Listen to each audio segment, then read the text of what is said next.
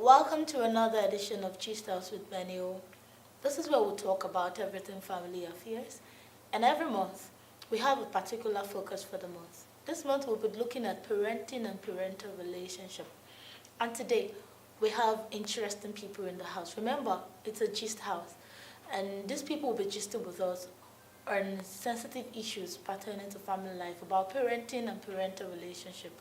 So, welcome with me, Ms. Faith Hackett and Mr. Chibuzo.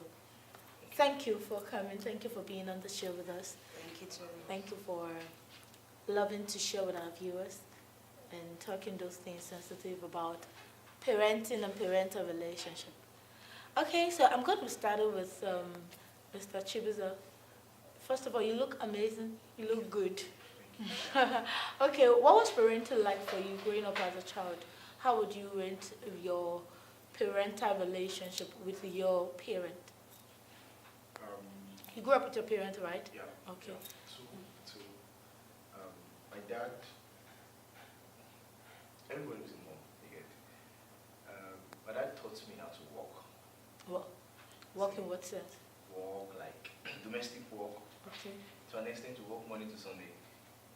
You see, my mom, I really bond my mom as per relationship. Being open to my mom, I would give it to her. For my dad, I was Keeping to yourself giving to more. myself. Why? Do you think you were more more receptive, or your mom is more receptive, or what? I think at home we call our dad. There's a word we use. We call our dad. When you use the word you use in Barak, like you only hears go. Anything happens like scatter ground. Either you're flogged or you won't hear what really happened. My mom takes time to hear. So she was more on the receptive side Yes, than that. yes, yeah. So do you wish, what were those things you wish that your parent did for you as a child, or that they are currently doing for you? For my parents as a whole, I've desired that they didn't allow me to start working. I started working from GS3. Okay. So I was going to school, coming back, work. And do you think that was wrong? It was wrong because I didn't Or- have much time to focus on my education. Was it needed at that point? Was it needed? Not really. But my dad wants to get all details of all the details why you need to get the money you ask for. But he allowed you, he exposed you to work life. You're supposed to work like domestic work. Okay. You get. So I'm trying to get how the working from GSS story comes into play. Okay. Were you working to earn money, I or was you going were? to earn money. Okay, you were working to earn money. Yes, yes. Okay, who led you into that? I led myself into You led yourself into that. You were not getting enough I was income in the getting house. Yes. Okay, so I you didn't wanted start to paying my support school yourself fees because at the time I was asking for money, it would take like a longer time. before you get it. Going to a public school, I was taking a lot of beating. But I thought public school was supposed to be free. So yeah.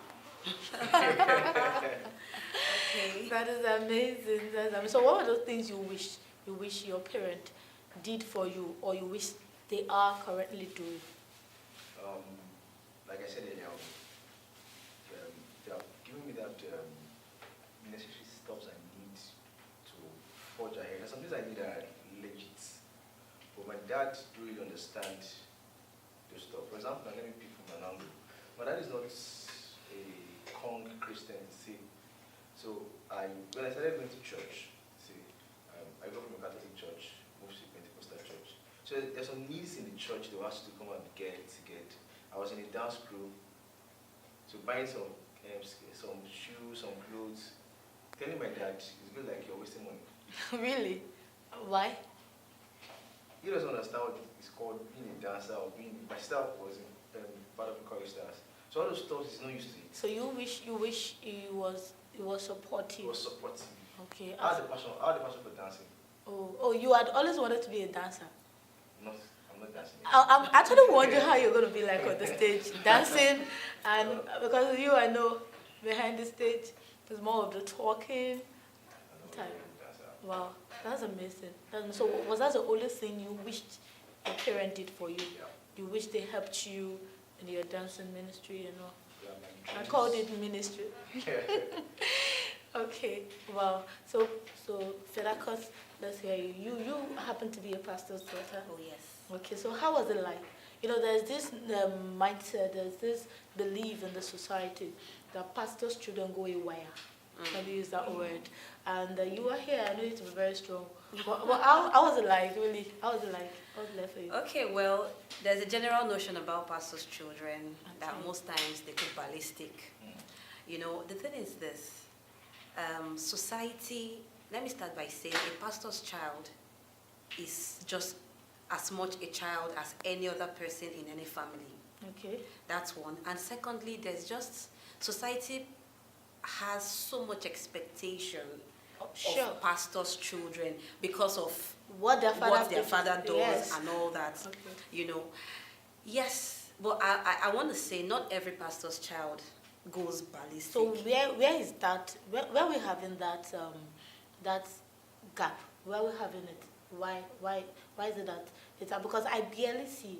Okay, I stand corrected really, but I barely see the pastor's children having it all good all the way. So where we having that that gap. that gap? Okay, well, I'm a PK, I'm a pastor's kid, and yeah, there were points in my life when I went ballistic. So I'm going to say that.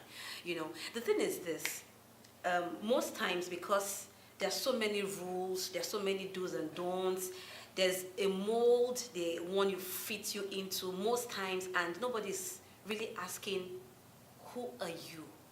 What do you want? It's all about, you should be this, you should be that. This is the mold, this is the this. And don't you think they're actually trying to build a standard that, you know, their reputation is at stake? And I understand the place of standard, Okay. and I understand the place of reputation, and I support that wholeheartedly. But I also think most times it's not always about telling kids what to do, as it is about telling them the why. at what age did you go AWire, ballistic? Let me use the word. Oh, I went ballistic when I got into the university. Okay, you were above 18 or you were less than 18? I was above 18. You were above 18, okay, Yes. okay. That gives you a license to whether you want to do what you want to do, really. So I just felt, Because if wow, you were less than 18, this is freedom. I could defend dad or mom if you were less than 18, that maybe No, they I were trying to wasn't protect your... less than 18. Oh, okay, you were No, above it's 18. it's as bad as, look, I remember the first time my father gave me a very crazy beating. I was standing at the junction and I was talking to a guy. Okay. And you know what? The guy was standing at one end of the street of the road. I was standing at the other end That of is the road. trying to prevent fornication. Come on, the gap was too much. And my dad was like, so now you have the audacity to stand at the main road and talk to a guy. And I'm like, the gap was so much. You know, I understand the place of parents, pastors' children, or pastors wanting to have that reputation and all that, because yes, most times, even scripture says, if a man is not able to coordinate his home properly, then he shouldn't even be given any responsibility. Yeah.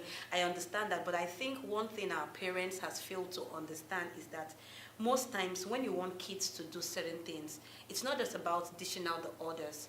It's about letting the children understand why they are to do that. But you know, in that aspect, the foundation is very key. If you don't introduce that to them at a very tender age, it will be very difficult to want to introduce that to them when they are outgrown age. You know, you would agree with me that children these days are very exposed beyond the way we think. Yes. You see a child at 10 already knows stuff, and you're wondering, where did you get this information from? So don't you think perhaps our parents were not introducing that at the early stage? I don't maybe understand what I'm Well, trying to say. as it's easy to blame our parents for certain things, but growing up now, I can say this now because I've come out of that stage. I want to say most times parents don't do certain things because they don't know. So if you know better, you do better.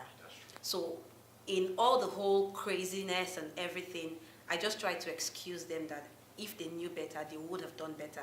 And now the ball is in our courts. We know so much. So we owe it to our children and the next generation not to repeat the same mistakes our parents did. But we can see that you would agree with me that there are certain situations that are ongoing in the society where you see your mother-in-law wants your child to follow a particular pattern that perhaps your husband, they took your husband through and all, and you just feel that no, it shouldn't be done this way, and they just think that no, you are trying to spoil the child or try to bring the child into a system that is not it, that is going to, in quote, spoil the child. How do you think that could play out? Because sometimes, not that the parent cannot do certain things, but they are being constrained by certain factors. So, what do you think about that? Well, I can only use my home as a first-hand example. There was nothing like constraints. Nobody was trying to dictate to a son or a daughter how to raise his or her But children. in the world where media is going bad, Okay. you know, media is a very sensitive aspect, and it's want to make some of our parents become more firm, even on the child that is above 18. They want to be more firm, more, because they know that media, it's going, let me not use the word I want to use, but we know that media is taking another form. And all. Don't you think they could be justified for being, trying to repeat the same course that the parent took them through? Okay, do you want to say something? I think there's a thin line between everything. I still believe that parents should be firm, because in the heart of every child is foolishness. That And is the no rods doubt. drives it out. So I still believe parents should be firm, but I still strongly believe that children should, even if you want to flog a child, sit that child down. I'm going to beat you because you did this and this. So correcting children with understanding gives you a better result than just correcting Very them. good. When you Very do that, good. you get rebellious Very children. good, very good. Correcting children with understanding. Yes. It's a very, I think that's where we're missing it in the society today. You know, a lot of people tend to, I don't know if you have, For me, I think most of our parents are selfish. how? that was a blunt word. Okay. They are selfish. How? How do you mean? The reason why some of them are really hard on us is not because they want to be hard. Some want to maintain their system, their image, the public. And some of them want to do some things so that we can give back to them later. You get to find out these occurring in several families.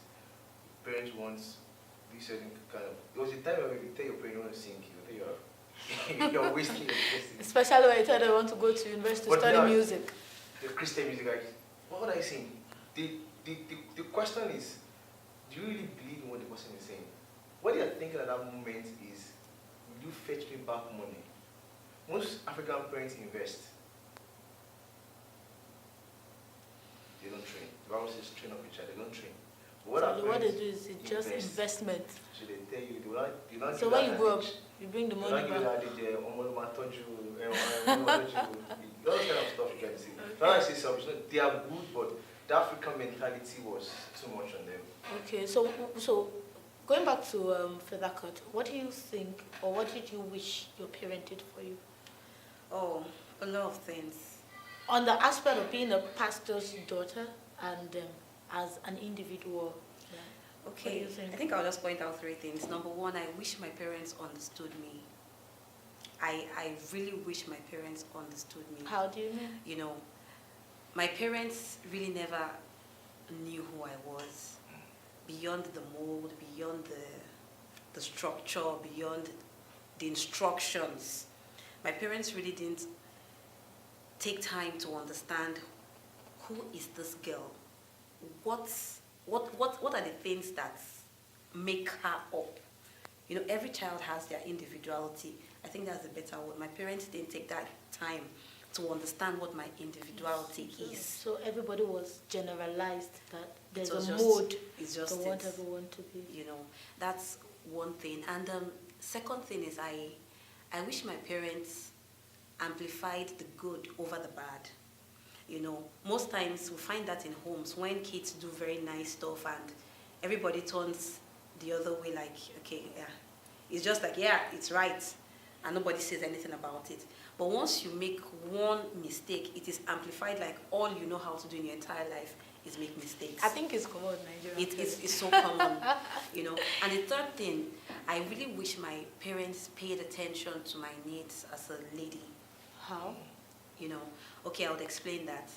I practically started taking care of myself when I was in, I think, JSS1.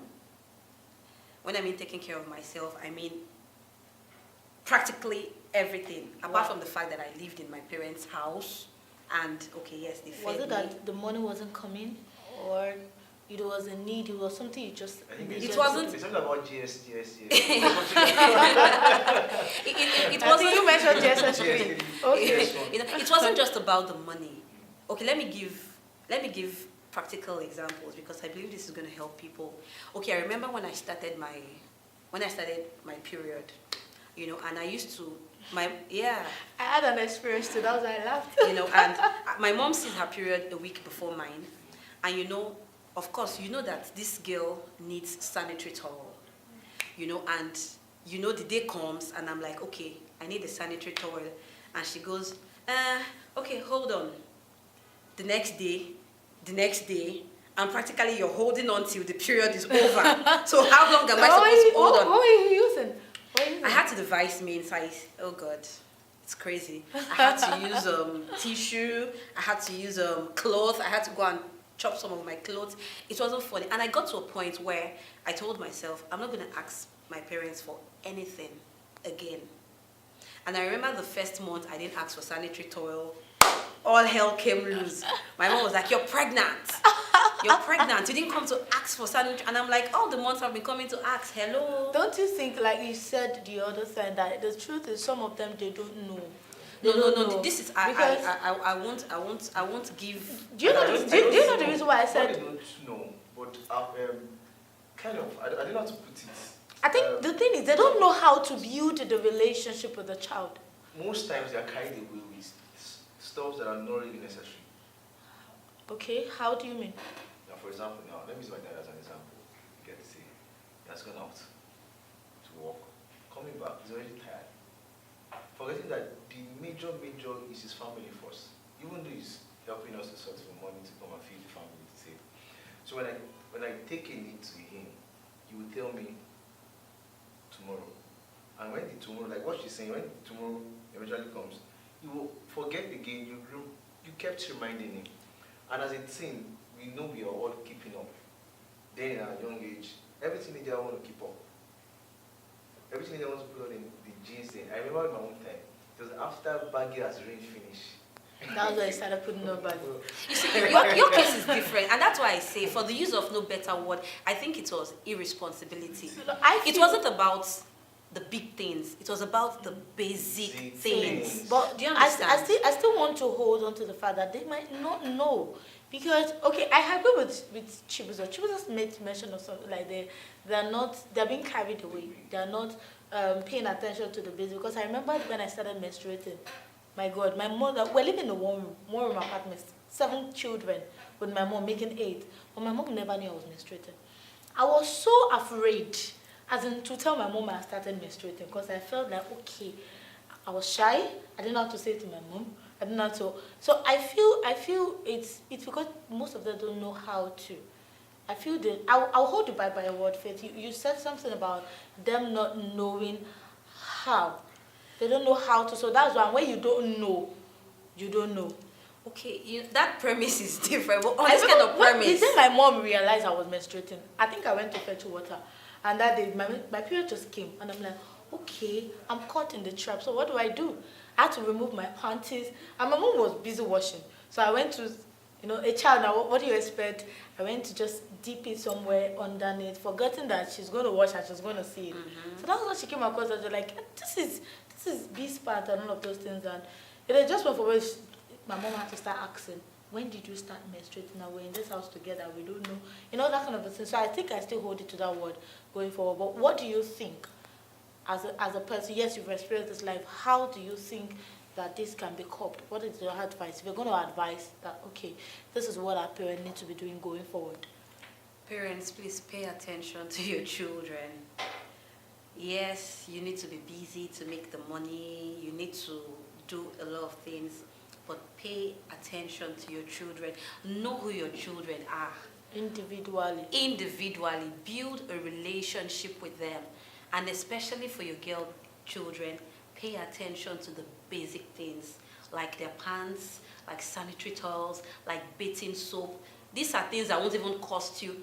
Look, there are some children there who don't even want the big things. They just want the very basic things. Parents, please, it's very important. Very. So, Chi, what do you have to say? There's some kids that they are good, they already know what to do to say in the family. So what of the parents out there is don't compare. Very important. Simple. Don't compare. Me, I'm not good at reading that very long. My elder sister, she's just perfect. But I'm more of a tech person. Okay. So because of school, she reads. I'm not dull anyway. She's like they give all the accolades. But when phone came into Nigeria, I was one of the first in my family to use phone. My sister was working in the phone company. She was an accountant. That's why she was an accountant in that company. I still teach her how to use phone, but she was good in books. So comparison actually affects. Thank God for some set of people I have around my life that taught me some things. If not, so this where children get these low self-esteem from home. So comparison should be taken up. Wow. That's amazing. That's amazing. Thank you so much. Thank you for your time. Thank you for pouring out. Thank you for practicality. Thank you for speaking out. And I want to say a big thank you to our viewers. Thank you for watching. Thank you for staying through. Thank you for viewing. And we hope that you do hold on and just stay in there, hang on for more interesting topics and gists to come your way. If you have any questions, you can drop it or you can like our social media handles or visit us at www.gloom.tv. We hope that you do not go away. Stay tuned. Stay till we come your way again. Thank you and bye for now.